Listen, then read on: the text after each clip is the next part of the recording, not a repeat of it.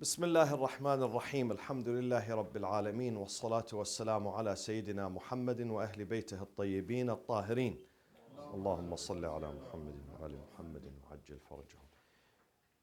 This session is going to be the last session on studying the types of tafsir that are known as التفسير بالمأثور.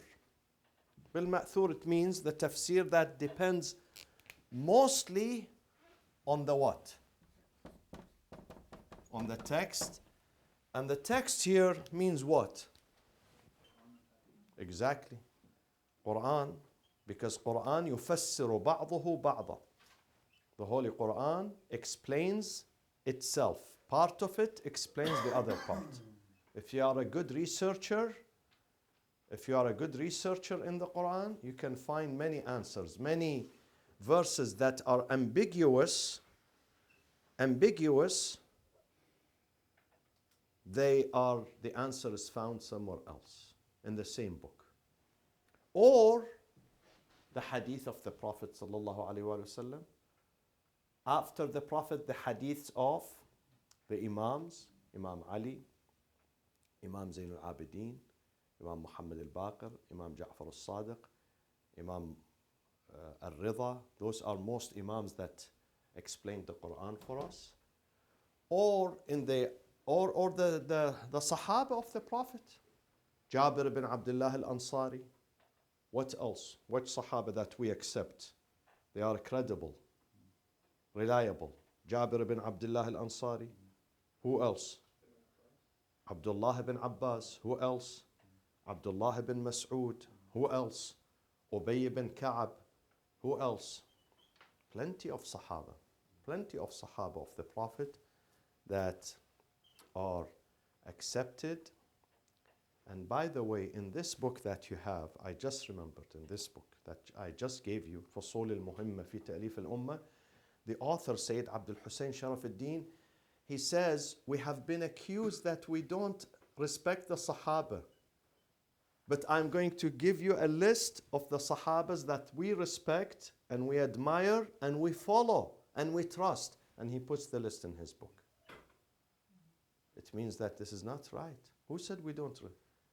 Yes, maybe first, second, third, some of them.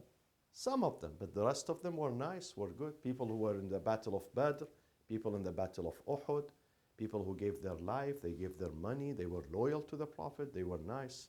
So who said that? This is a misconception. This is a lie that we hate the Sahaba. No, we don't value some of them because they have problems, because they changed. So he says in his book, so the Sahaba and the Tabi'een, of course. Tabi'een are the generation of who they didn't see the Prophet. Tabi'een are the second generation who did not see the Prophet.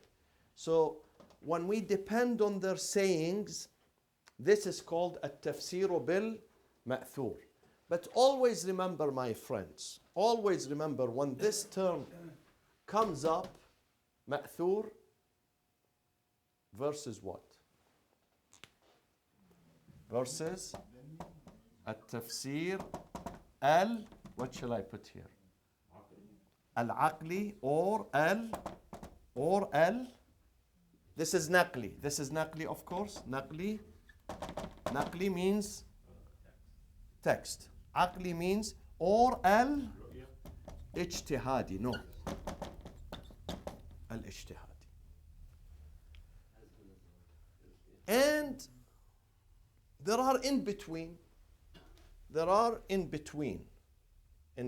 those, that there are some tafsirs that take from this and from this combination, hybrid, from both. Okay? What is the problem with this one? The major problem. Have like fabrication. Exactly. This is the problem. We have a problem with the sanad, with the content. In both traditions, in Sunni and Shia traditions, there are tafsirs that are written, and some of them they depend on the Israelites. The mastermind of the Israelites is Ka'b al-Ahbar. And Ka'b al-Ahbar was so talented and so mesmerizing that some people were enchanted by him, like Abu Huraira was enchanted by Ka'b al-Ahbar. And Abu Huraira, most of the ahadith that he says are from Ka'b al-Ahbar because he was enchanted, he admired him. And Abdullah ibn Umar also. So when they bring their hadiths vis-a-vis in regards to the tafsir, they bring with them that cultural baggage from previous superstitions. They bring them into Islam, especially in what areas? Specifically, what areas that had been really troubling by fabrications and Israelites? What areas in the Quran? Exactly, stories of prophets. Stories of prophets in the Quran, it is mired by the tafsir of them, the tafsir of them, mired by fabrications. This is why God says to the Prophet in Surah Yusuf, نَحْنُ نَقُصُّ عَلَيْكَ. Who knows the rest of the ayah? نَحْنُ. It is us, it is me who narrates, who rehearses for you. نَحْنُ نَقُصُّ عَلَيْكَ أَحْسَنَ الْقَصَصِ. The true story. This is, listen to my story, my version. My version is authentic. أحسن القصص. بما أوحينا إليك هذا القرآن. بما أوحينا, in this book.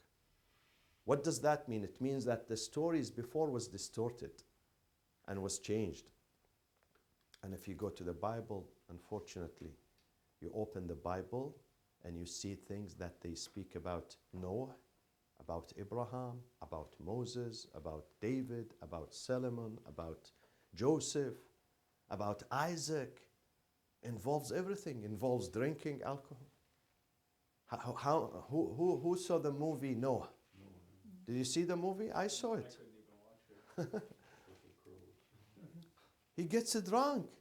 He gets drunk.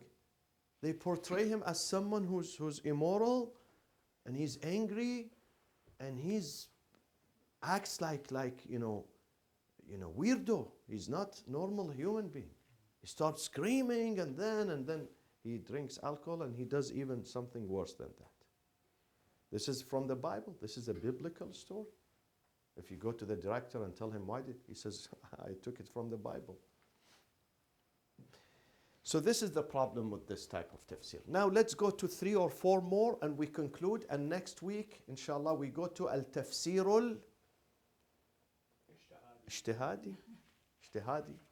That most of it depends on reflection. But again, that one has a problem too. What is the problem with ijtihadi? The main problem?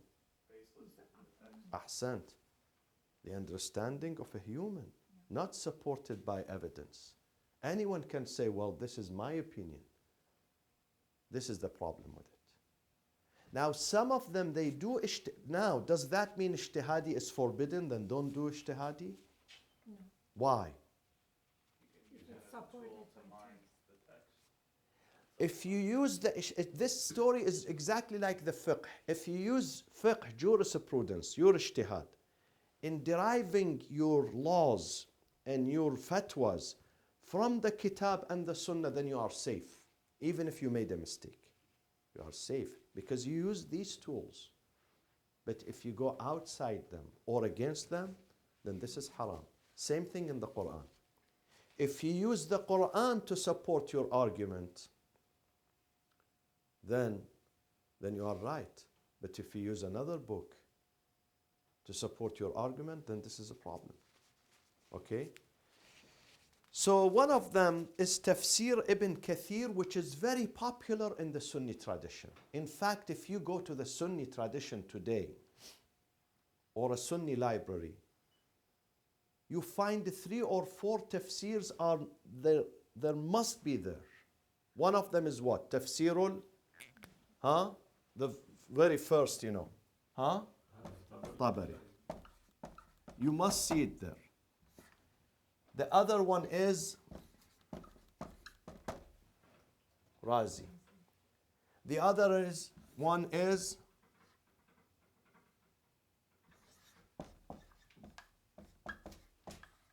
which one is this? Read. Qurtubi. Yeah? This is also popular.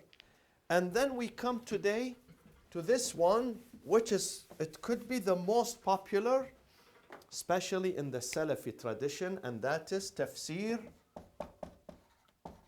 Ibn what? Very, very popular. Very popular, and he was born 701 through 774 Hijri. He is two things. He is mufassir, an exegist, mufassir, and he is also what? Mu'arrikh, historian. And he wrote a book which is also, this book does exist in every library, and that is Al-Bidaya wal-Nihaya, the beginning and the end, Ibn Kathir. Al-Bidaya wal-Nihaya. So he is mufassir and mu'arrikh. But he's very anti-Shia and anti-Ahlul Bayt, and specifically anti-Imam Ali. Why? Because he's the student of whom, Arish? Omar. No, he was born 701. Ibn Taymiyyah. Because he was born in the same area, in Basra. Basra is outside Basra. Basra, outside Dimashq. And he died in Dimashq, and he's buried with his mentor and leader and teacher, Ibn Taymiyyah, in the same cemetery. Though he is Shafi'i by fiqh tradition, he's Shafi'i, but he's Salafi. Okay? And also his philosophical tradition is what? Ash'ari, ahsant. Not Mu'tazilite, Ash'ari. So he's Shafi'i, Salafi, Ash'ari, and most importantly, he's anti-Ali ibn Abi Talib. Because he's the student of Ibn Taymiyyah, and he admires Ibn Taymiyyah. The way he speaks about his teacher, wow, you should look how he admires him. He sanctifies him. And Ibn Taymiyyah was the mastermind of anti-Shi'ism 700 years ago. Mastermind of anti-Shi'ism. Unfortunately, he wrote a thesis 700 years ago in Damascus. And his thesis title in Arabic is Wujub, being mandatory. Wujub means wajib. Qital, killing, al-Rafida. Rafida means the Shia. You must murder them. I was just driving here and I listened to the NPR, and the correspondent went to northern Syria where the wives and the children of ISIS are detained there. Their husbands are killed. They went to Jahannam. And they are keeping the wives and the children in huge numbers. So the American reporter met some of those wives. Some of them are Americans and Canadians. Can you imagine? Americans, Americans, white Americans. Not Syrian American, Arab Americans. No. American. And one of them said they removed her from one camp into another because after her husband is killed, she removed the niqab because they have to cover their face. Niqab. Part of their tradition, teachings, is that a woman has to cover completely. So she fed up with that. Go and check the story tonight. So they said to her, your blood is halal. This is what she said in the interview. Now that you removed the cover, your blood is halal. For them, very easy, because they follow this guy. Wujubu qitahid. The blood of Shia is halal. And we saw with Al-Qaeda, with ISIS, with Jabhat al-Nusra, with Shabab of Somalia, with others, Boko Haram. Very easy for them to issue a fatwa to spill the blood of their opponents. Very easy. Now let me before we speak about his tafsir, let me introduce this guy to you further. Number one, this guy believes that Imam Ali, in his book, in his history, Bidayah and Nihaya, he believes that Imam Ali, we the Shia are liars when we say Imam Ali refused to pay allegiance to Abu Bakr and Umar. Imam Ali was so happy to pay allegiance to Abu Bakr. He was so happy. And he was the first one. In fact, he says Imam Ali was the very first Sahabi who came and paid allegiance to Abu Bakr. This is not the true story. Imam Ali was not. For 6 months, Imam Ali refused. History, the authentic history says, until the death of Fatima al-Zahra. When she died, then he was taken to the mosque. And then he said, when he paid the allegiance, he said the following. He said, أَخَافُ أَن يَعُودَ النَّاسُ عَنْ دِينِ مُحَمَّدٍ. My fear that if I don't pay allegiance now, then the division is going to grow. And Muslims, ordinary Muslims in Medina, are going to desert the religion of Muhammad sallallahu alaihi wasallam. So for the sake of unity, I'm doing this. For the sake of putting the state together, not dismantling the state. Because the division is going to be exacerbated.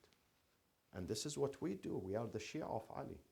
You know, sometimes it's hard for me to stand on the same platform with someone who does not even recognize me as a Muslim. He calls me Rafidi. He doesn't respect my imams. He says Yazid did well when he murdered Hussein. Some of them. He did well because Hussein is Khariji. Al-Hussein qutila bisayfi jaddih. Hussein was murdered with the sword of the Prophet because his grandfather says if anyone revolts against a legitimate caliph, he has to be murdered. His jaza, his compensation, the retribution is murder. And this is exactly what Yazid did to Hussein. Yazid is a legitimate caliph. Did you hear me Friday? Bukhari, Imam Bukhari. This is not Ibn Taymiyyah. Imam Bukhari does not consider the time of Imam Ali as a legitimate time of Khilaf. In his book, Bukhari is not only muhaddith, is a historian too. He has a book in history. In his book in history, he says, Abu Bakr ruled for 2.5 years, Umar 10 years and a half, Uthman 12 years, and then there was fitna, 5 years. He doesn't even mention Imam Ali. He doesn't even acknowledge that Imam Ali ruled and he was caliph. He said then we had fitna, and then after that Muawiyah ruled, and after that Yazid. Imagine, he considers Muawiyah to be caliph, Yazid to be caliph, but Imam Ali is not a caliph. And his period is considered fitna. This is Imam Bukhari. What can you say? But then we have to stand together sometimes, shoulder to shoulder. Because we don't want our young ones to leave religion. We don't. We don't want sectarianism to exacerbate. Because we saw when sectarianism took place in Iraq, in Syria, in Gulf states, in Yemen, we saw what happened. We saw what happened. This would increase the hate, and after the hate we have a bloodshed. Because some people say, why do you shouldn't. You should always defend your religion, the integrity of your religion, and you should speak the truth, and you should curse, and you speak open. I say no. I follow Imam Ali. Imam Ali, when he paid allegiance, he knew that this caliph is not legitimate. He's not legitimate. But then he said, أَخَافُ أَخْشَى أَنْ. The people, my fear is that the ummah is going to be divided. So I have to pay allegiance. So he says that Imam Ali was the first one who did bay'ah, which is wrong. This man, Ibn Kathir. And then all historians, my friends, say when the Prophet moved from Mecca to Medina, the first thing he did after building the mosque, the second step was what? Do you remember? Mu'akhat. Mu'akhat. What does mu'akhat mean? Brotherhood. So he took the hand of every muhajir with every Ansari and he put them together. Okay? And he left Imam Ali. People came to him, they said, why Ali is left out? He said, don't worry about Ali. The second one comes, Ya Rasulullah, why Ali is standing there alone? He said, don't worry about him. And then the Prophet came to Imam Ali and he said, this is my brother. Ibn Kathir, he does not accept this story. He says it's a lie. The Prophet never made himself a brother with Ali. He made Ali brother with Sahel ibn Hunayf, one of the Sahabis. Sahel ibn Hunayf. So this is out of jealousy, of course, and hate to Imam Ali. He denies. And one of his misleading work that he did, though he is mu'arrikh, and he wrote a book, and the title of his book is what, my friends? Because I'm going to ask you in the finals. What is the name of the title of his book? Whose book? What is the title of his history book? Huh? Mastermind of Anti-Shiism? No, that's Ibn Taymiyyah. Ibn Taymiyyah. Yeah. Al-Bidayah, the beginning and the ending. Wan-Nihaya. Yeah, Al-Bidayah wan-Nihaya. This is the title of his book. History book. So he never mentions the dispatch of Osama, Sariyat Osama. Who remembers what happened in Sariyat Osama, my friends? Yeah. Is that when the Prophet, around the time of his death, he ordered these Sahaba to follow Osama? Osama. How old was he? 18. Why the Prophet wanted them to go to the north, to the Syrian border, They're away, Roman border? so they're away when he passes and the Khalifa will take them. Exactly. So there is a smooth transition. But they realized that the Prophet is dying. So they didn't leave. He never mentions this in his book. Can you imagine? He never mentioned, because it's embarrassment. It's embarrassment, and it condemns them. Because the Prophet opened his eyes and he said, لَعَنَ اللَّهُ مَنْ تَخَلَّفَ عَنْ بَعْثِ أُسَامَةَ. May God curse those who stay behind and don't go with Osama. And they were in the room. They were sitting in the room. They refused to go. So he doesn't mention this. What is worse than that, he says it was Imam Ali who refused to give the Prophet the pen and paper to write his will. Can you imagine? Can you imagine? And when Imam Ali was asked, according to Ibn Kathir, why you don't give the Prophet? Imam Ali said, I'm smart, I'm intelligent. No need for the Prophet to write. Inni ahfidhu wa a'i. Imam Ali said, I ahfidhu, I memorize. Ahfidhu wa a'i. A'i means understand. Wa'i, from wa'i, awareness. So no need for me. This is what he says.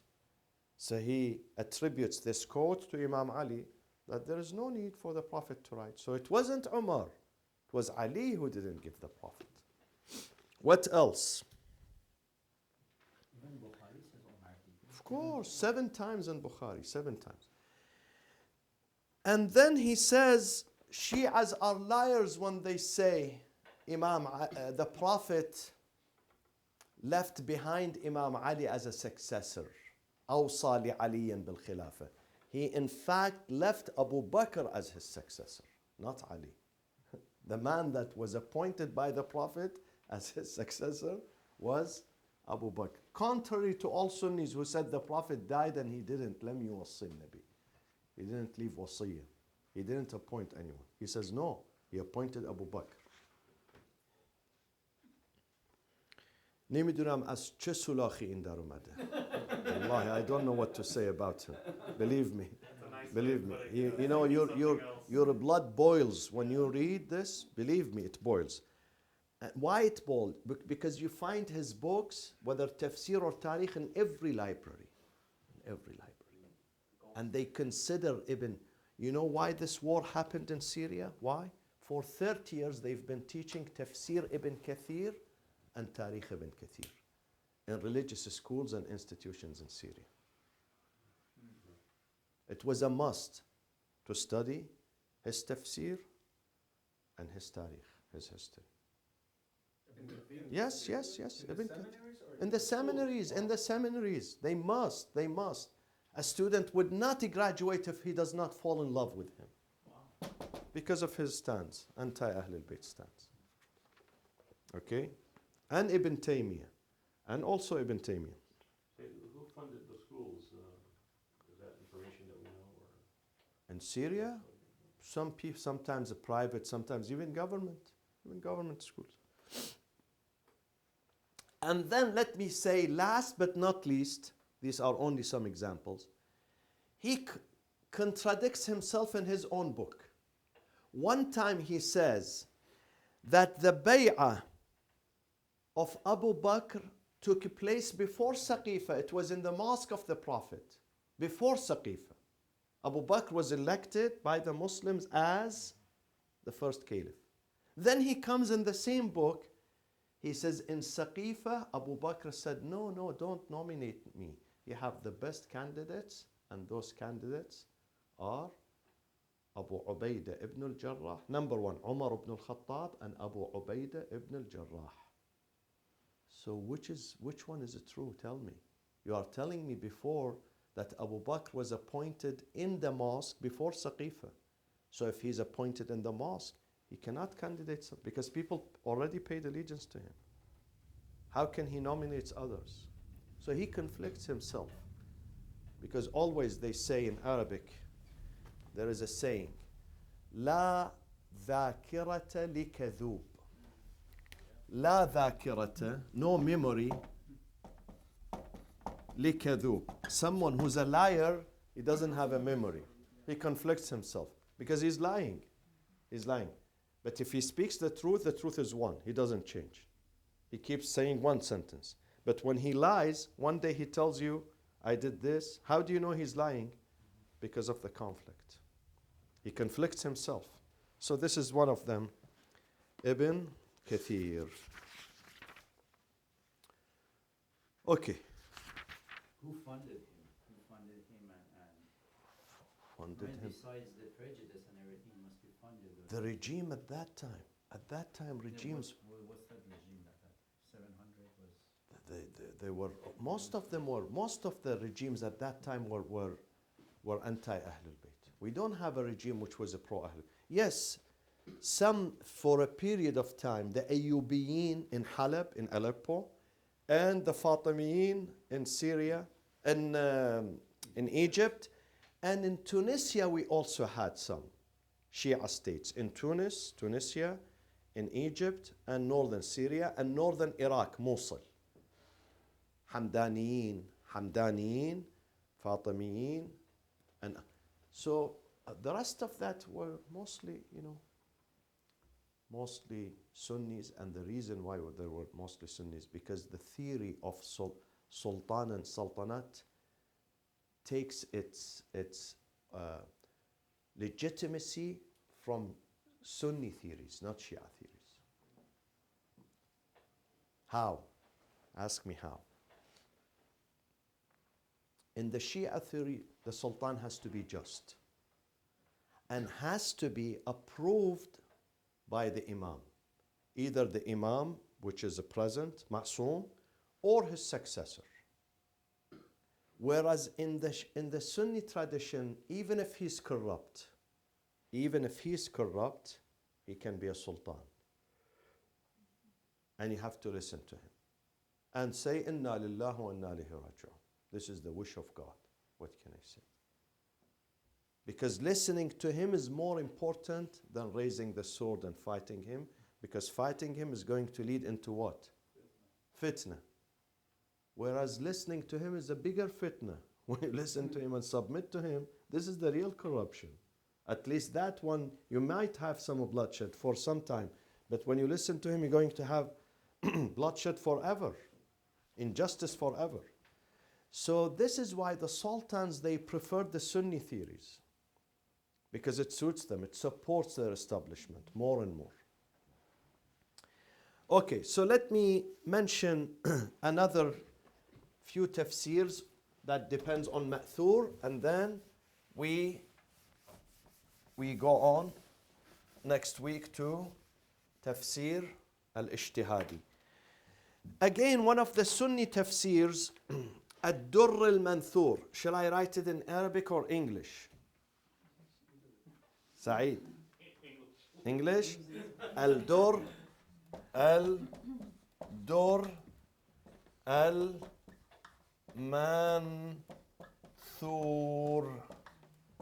Ad-Durr al-Manthur. The author is Abdul Rahman As-Suyuti. They say he is originally Persian, but then he moved to Iraq and Egypt. Okay? They say he is originally As-Suyuti because As-Suyuti from Asyut in Egypt, but they say originally he was Persian and then he went to Iraq and then he died in Egypt in 911H. This is also Ad-Durr al-Manthur fi at-Tafsir bil-Ma'thur. And this guy sometimes puts the tafsir of the ayat according to the Imams of Ahlul Bayt. Though he's Sunni, but he puts like Ayatul Tathir. Who are those? Ali, Fatima, Hassan, and Hussein. Okay? So he sides with Ahlul Bayt, with the Shia theory. In the Shia tradition, we have Tafsir al-Safi. Al-Safi.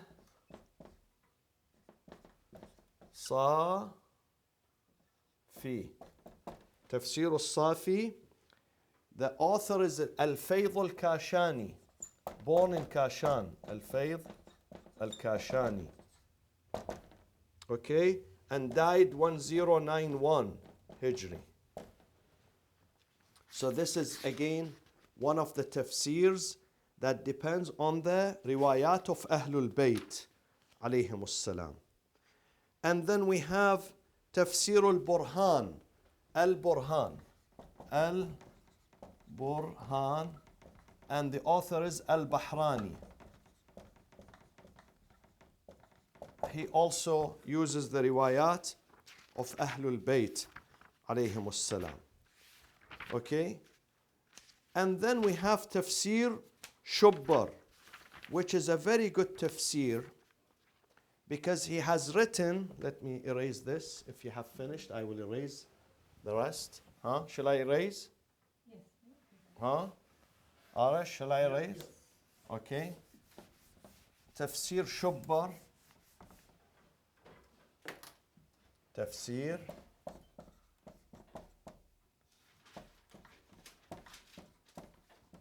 And he has the big, the medium, and the small. He did the 3 books. The big, he calls it Al-Kabir, the big.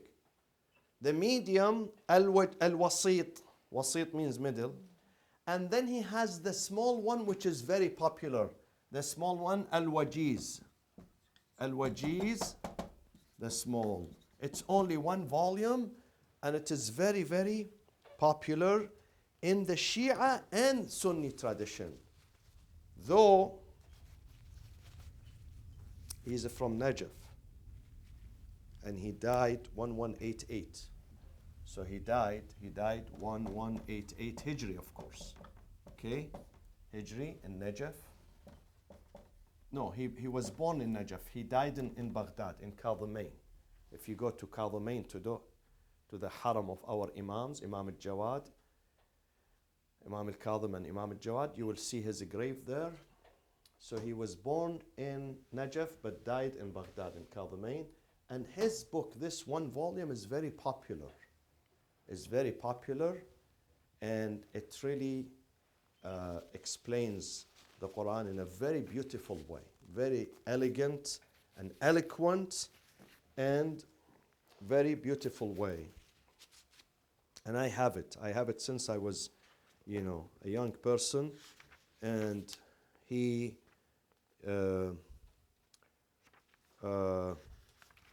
uses the riwayat of Ahlul Bayt alayhim salam.